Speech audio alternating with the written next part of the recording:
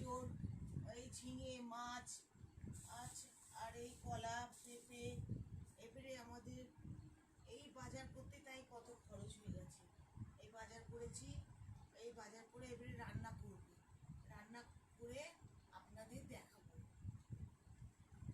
ঠিক আছে। ভাত করেছি, তারপরে এই ফুলকপি আলুর তরকারি, এটা দেখা পেঁপে সেদ্ধ, গাজর ও আলুর ভর্তা,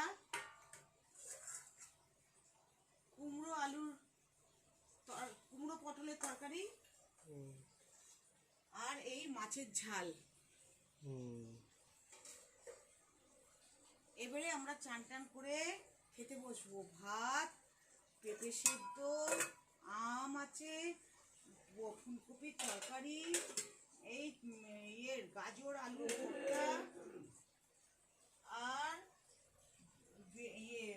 পটল কুমড়োর তরকারি, আর মাছের ঝাল।